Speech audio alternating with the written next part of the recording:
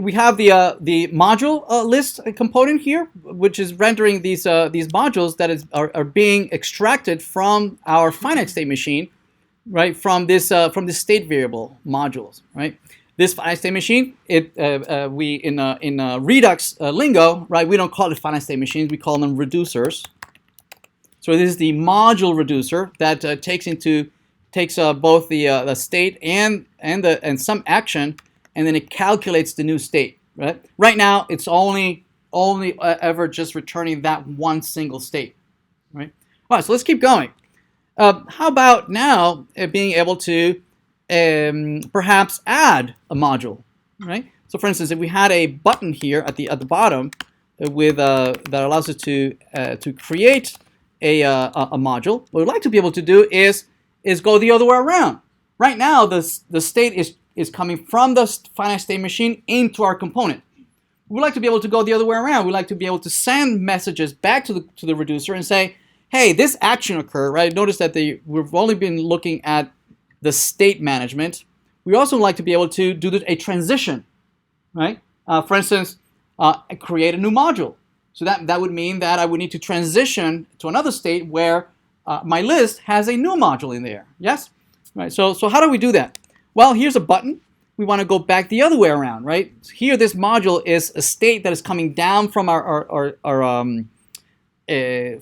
reducer. We want to go the other way around. We want to send a message, an action to the reducer so that we can transition the state.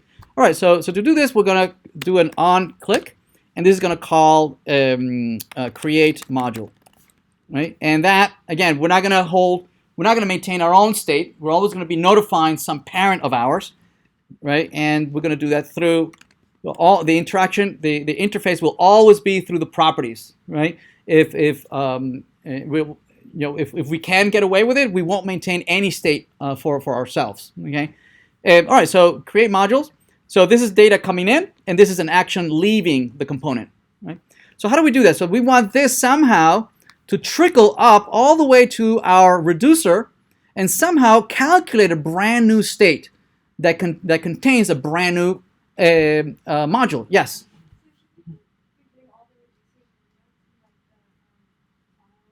Yeah, we will. Yeah, we will in a minute. Yeah, we will be putting this in a dedicated file. Yep. So this create module is going to be leaving here with an event. Somehow it needs to make its way all the way to the reducer so it can calculate the next event. So how do we do that?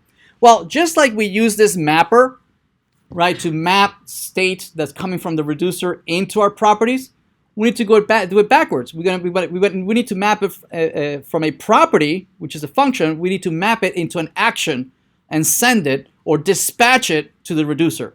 We need to send it to the reducer. Well, how do we do that?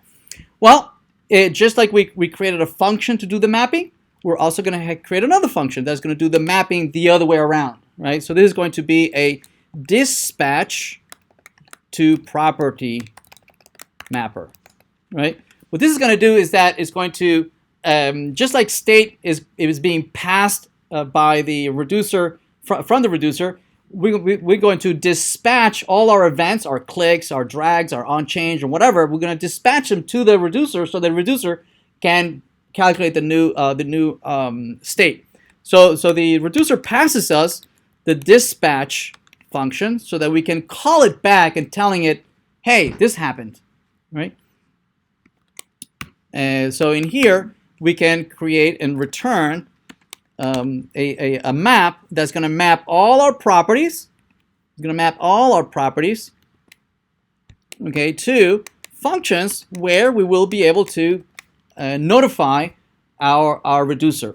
But before we do that, let's see if this even works, right? Presumably we click this, goes up here, then down to this create module, and it would invoke this, right? So let's put an alert here. We'll say alert create module. Okay, and for this to work, we need to put it as part of our connect, right? Just like we use connect to connect the state, we're also going to use connect to connect the dispatch, right? So we're going to put this as our second argument. So our connect function, notice that it has this call, right? And it takes two arguments. The first one is the state mapper, and the second one is a dispatch mapper. And the result of that is a function that initializes a module list component that does the mapping. Yes? Okay. I feel like there are like a bunch of moving components going on. Yeah. So we're taking in create module from our parent. Yes. But then we're also sending it back. Not parent. The parent is not doing anything, right? The parent is just instantiating you. It's not passing anything. So who's giving us module list? The provider. The provider makes available the state, right, to everybody underneath. Okay. Right. The module list, the lesson tabs also sees this, and the topic list pills also sees this, right?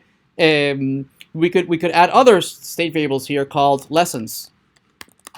So why don't we just define the functions up there? Which functions? Like the alerts. The alert, we will in a minute. Yes. We could also have topics here. Right, so we could have tons of state variables here, and then each component would map only the pieces that it needs, right, for the properties that it needs. Right. It could have dozens and dozens of state variables here. Yes. So the connect function has access to the store in the state. Yes. Yeah. It when connect runs, it runs the reducer and forces it to generate a new state, Okay. right? And then it passes that state to your mapper, and then here's where you have a chance to decide what do you want to take out of the state so that you can give it to your properties, right? Because in the state you have lessons, you have topics, you don't want those, right? In my module list, you only want the modules, you don't want the lessons, you don't want the topics. Make sense? You only take out what you need.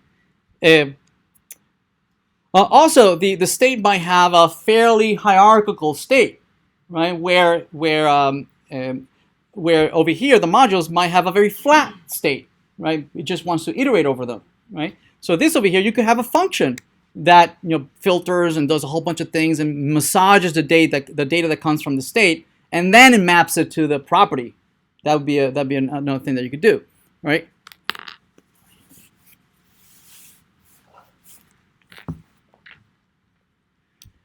All right, so we have the dispatch, and we're presumably calling it from this button, the onClick. Let's see if that works. So we go here, we have the create, we click on that, notice that we have the alert, right? So that alert is indeed, right, this event is indeed tied to this function, right? But this is not what we really want to be able to do. We want to notify the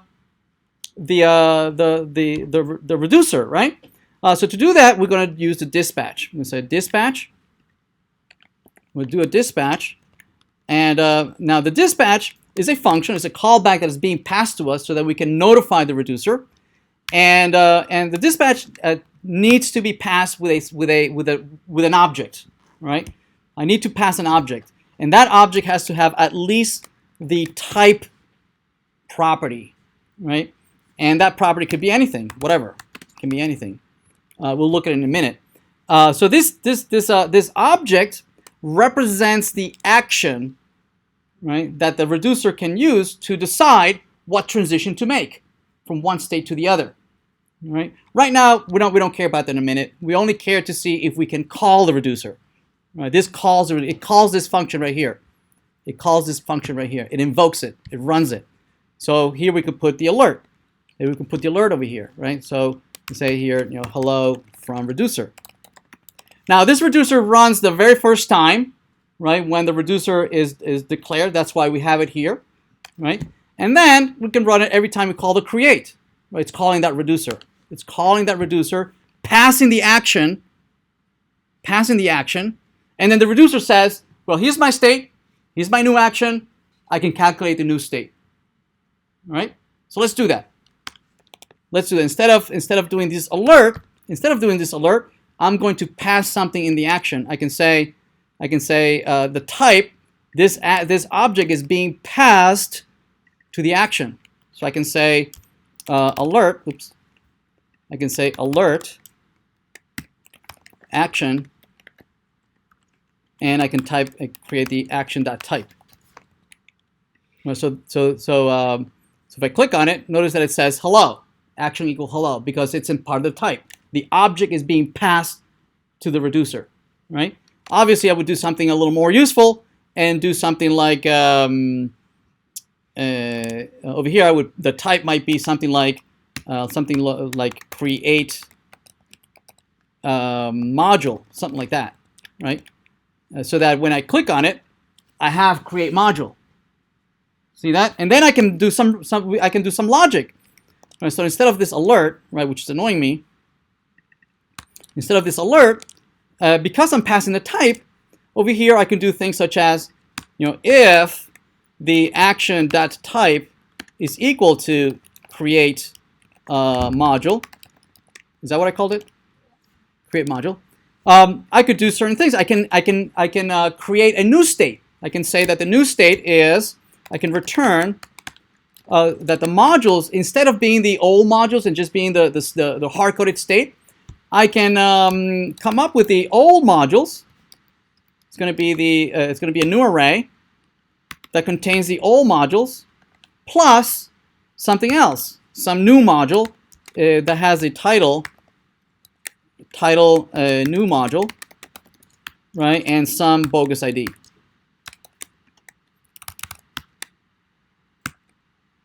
Right, and then close the array, and that's my new state. Okay, if the type is create modules, yes.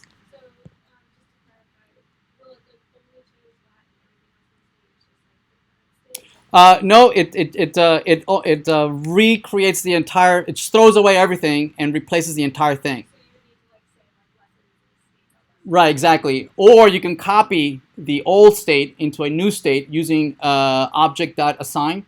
So object.assign allows you to merge objects into a new object, so that it'll. So if the new object doesn't have a few fields, it just copies over everything over that has the fields, right? And then you can override and put whatever your own things. Yes. I'm sorry. Say again. No, it's preferable to use object.assign. Yeah, yeah. All right, so we have this. Okay, so let's see if this works. Let's see if this blows up. So now if I do a create, notice the new module is being added in there, right? And I can create any number of modules. Right? It's probably complaining because it's the same ID for all of them, right? But never mind. I mean, we're gonna replace this in a minute, right? We're gonna throw away that code.